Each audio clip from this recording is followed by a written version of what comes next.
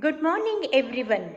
I, Captain Sahana Sundar, am back here with a beautiful story.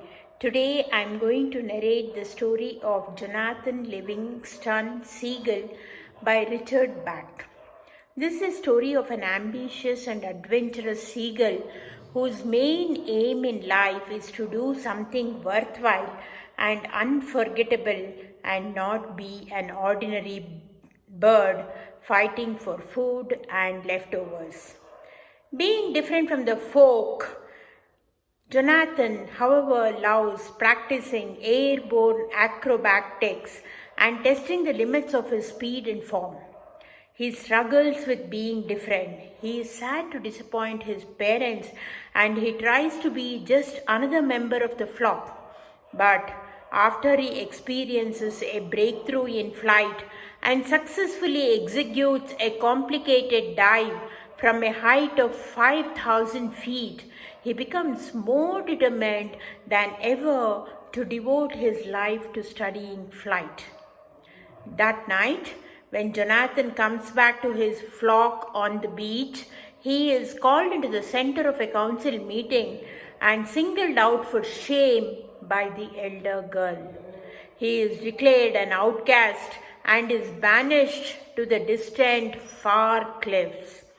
Jonathan had desired to share his new flight methods with the flock and show them how different methods of flight would make it even easier to find food sources in the ocean.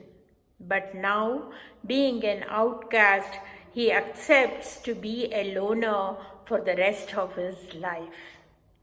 After many years passed, Jonathan lived a long but solitary life. One evening, he is flanked by two gleaming gulls who invite him to ascend with him to a higher plane of existence.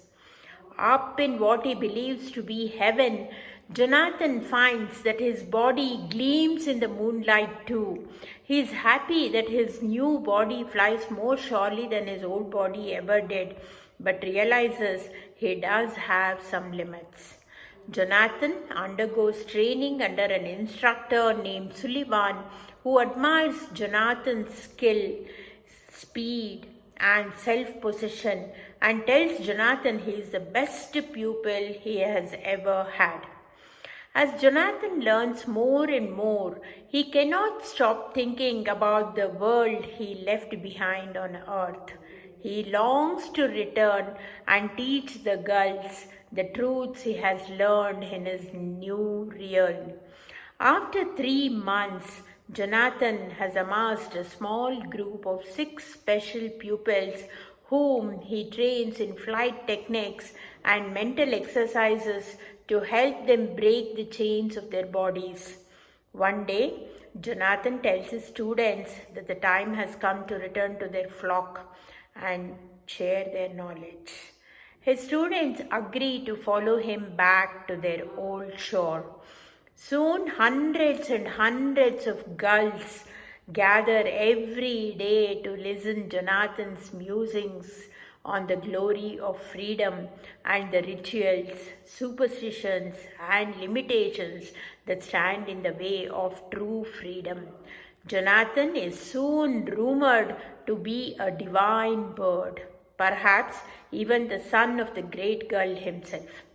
One day, Jonathan's ardent disciple Fletcher returns to life, though he crashes into a cliff and has a near-death experience. Now the other birds begin to hail Fletcher too as a divine gull.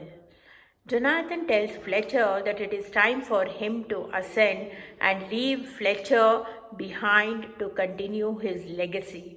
And then Jonathan begins to shimmer and then ascends into the sky. Fletcher, determined to carry on Jonathan's teachings, assumes his new role as instructor of Jonathan's old pupils. In the years following Jonathan's departure from earth, Fletcher and his flock spread their messages to new flocks, and as more and more gulls take up Jonathan's message, a golden age of flight and innovation commences. Bach's Jonathan Livingston's Seagull is a tale of ambition, desire, and struggle, depicting the life of a unique seagull possessing the traits of insurmountable ambition and ultimate struggle. The author inculcates the importance of trusting in oneself and leaving no stone unturned to obtain one's desire.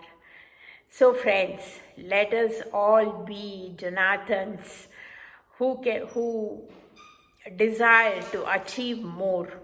Hope you like this story. Tomorrow I'll be back again with another beautiful story. Till then, goodbye.